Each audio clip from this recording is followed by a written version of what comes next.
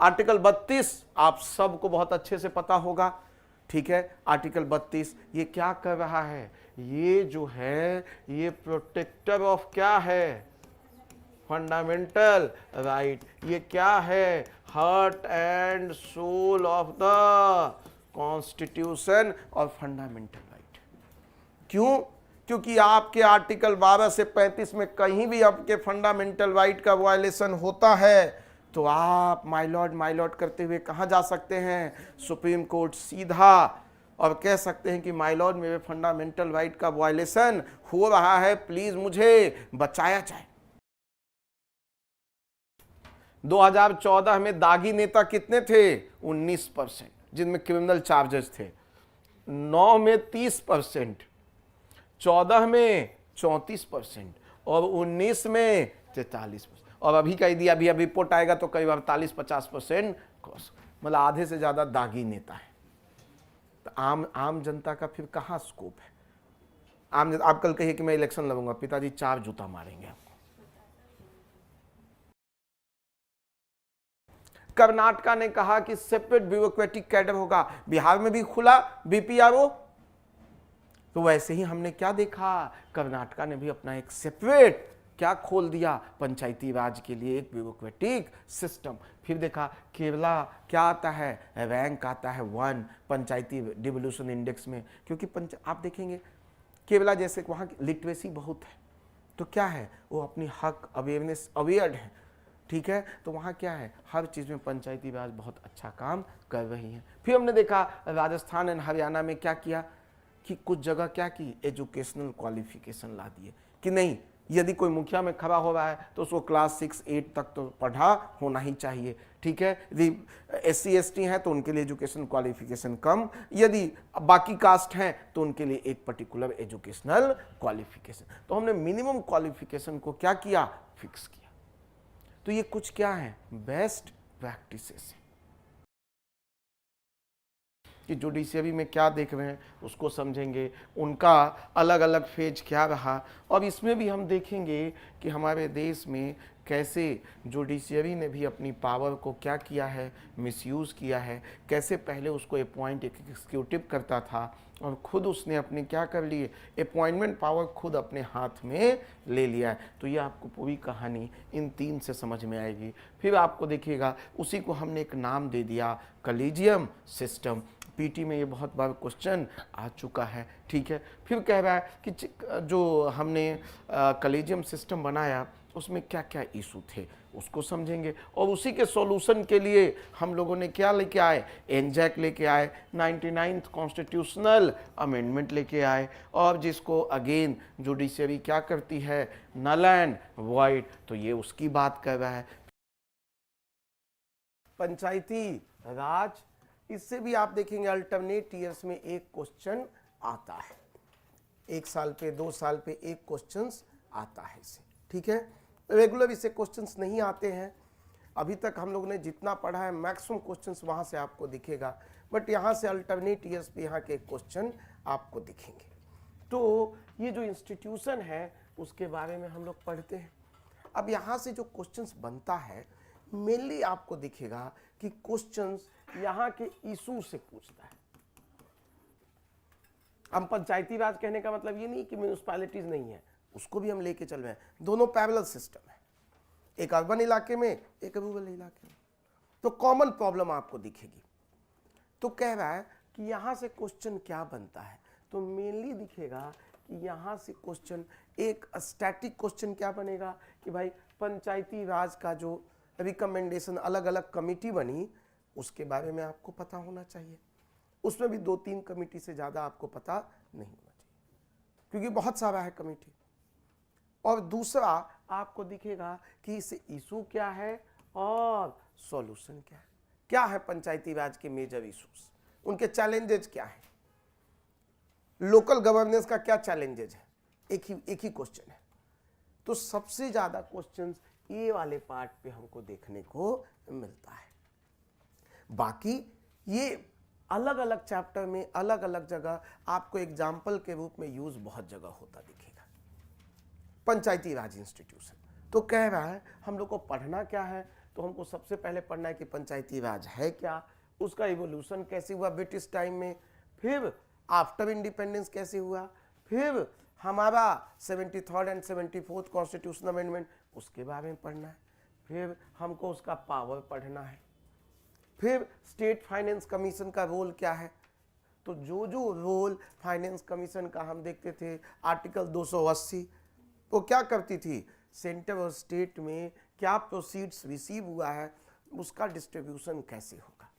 यहाँ state finance commission भी same काम करेगी, कहाँ, पंचायत और स्टेट के बीच का।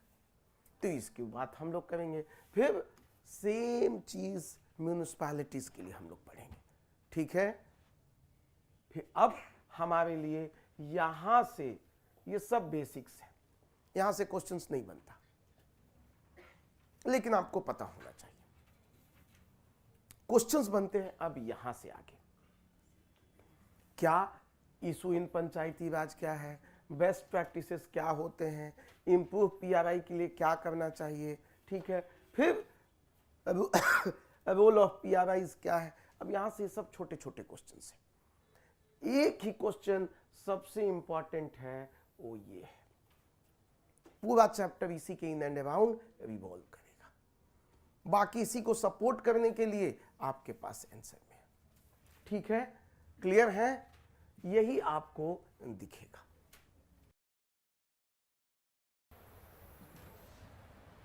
हमने क्या देखा, 1947 टू 1967 क्या देखने को मिला, डोमिनेटेड बाय होम, कांग्रेस। हमने क्या देखा, सेंटर में भी यही, स्टेट में भी यही। अब सेंटर और स्टेट में दोनों यही हैं तो कोई दिक्कत ही नहीं है, सब जगह यही है।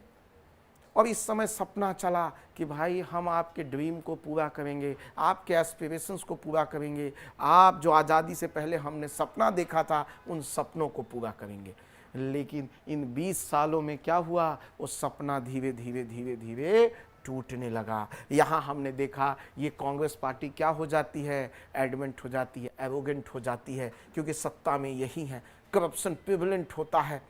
और यहाँ हम देखते हैं कि जातिवाद और बढ़ता है, इनइक्वालिटी और बढ़ती है, गरीबी और बढ़ती है, इंडस्ट्रियलाइजेशन होता नहीं है, बेरोजगारी और बढ़ती है, क्योंकि एस्पिरेशंस हमने और जो देखा था, पहले तो अंग्रेज थे तो अंग्रेज पे ठिगरा फोड़ देते थे, अब किस पे ठिगरा फोड़, तो क्या हुआ, यहाँ से बेचैनी बढ़ना क्या हुआ, स्टार्ट हुआ।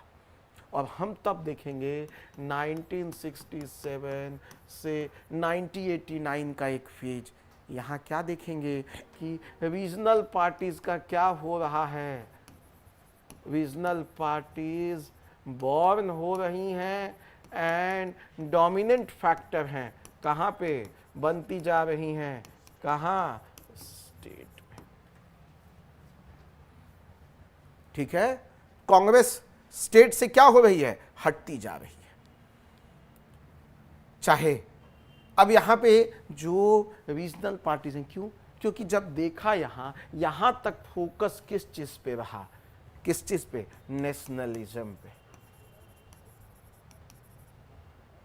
लेकिन तब उनको रियलाइज हुआ कि नहीं, आप नेशनलिज्म की बात करते हैं, लेकिन हमको क्या देखने में आ रहा है कि मेरी कास्ट को तो मिला नहीं है, मेरी कास्ट के साथ ये इनइक्वालिटी हो रही है। मैं पुलिस में जाता हूँ तो वहाँ एक पर्टिकुलर कास्ट का व्यक्ति होता है, वो मुझे क्या करता है, मेरे FIR को साइन होने नहीं देता, मेरा रिपोर्ट नहीं लिखता हूँ, उल्टा मारता है। बोला अच्छा, तो इसका मतलब है हमें दबाया जा रहा है। तो यहाँ देखेंगे नेशनलिज्म से आप क्या देखेंगे, रीजन स्पेसिफिक डिमांड क्या हो गया, स्टार्ट हो गया। कहीं लैंग्वेज का, कहीं रिलीजन का, कहीं कास्ट का। इसलिए देखिएगा अलग अलग तरीके की पार्टी बन रही हैं, अलग अलग तरीके की पार्टी बन रही हैं, लैंग्वेज के आधार पे, रीजन के आधार पे, रिलीजन के आधार पे, कास्ट के आधार पे। बोलिए हमारे कास्ट को तो पूछ ही नहीं रहे, अच्छा सबको एक जगह इकट्ठा करो, ठीक है। तो गवर्नर करता क्या है, तो गवर्नर का सिंपल रूल है कि भाई ये देखो, ये जो हमने डिसेंट्रलाइजेशन ऑफ पावर किया है, स्टेट को जो पावर दी है, ये स्टेट कॉन्स्टिट्यूशन के अनुसार चल रहा है कि नहीं। इसलिए देखिए लिखता है failure of constitutional machinery, article 356 में, और उसको रिकमेंडेशन कौन देता है? गवर्नर। तो इसीलिए गवर्नर का एक ही मतलब वो चील की तरह देख रहा है कि सरकार कॉन्स्टिट्यूशन के अनुसार काम कर रही है कि नहीं। जिस दिन ये कॉन्स्टिट्यूशन के अनुसार काम नहीं करेगी, उसी दिन चिट्ठी किसको भेज देगी? सेंटर को चिट्ठी भेज देगी, और उस दिन प्रेसिडेंट रूल लगने के चांसेस बढ़ जाएंगे। तो इनका वन मेजर रोल है कॉन्स्टिट्यूशन के अनुसार स्टेट चलना। जैसे हमने देखा था कि वहां पे यूनियन एग्जीक्यूटिव होता है, यहां पे क्या होते हैं? स्टेट एग्जीक्यूटिव होते हैं। और उसके अंदर भी आपको कौन कौन देखने को मिलेगा? कौन कौन मिलेगा? Chief minister, governor, council of minister, वहां पे अटॉर्नी जनरल था, यहां पे कौन होगा? एडवोकेट।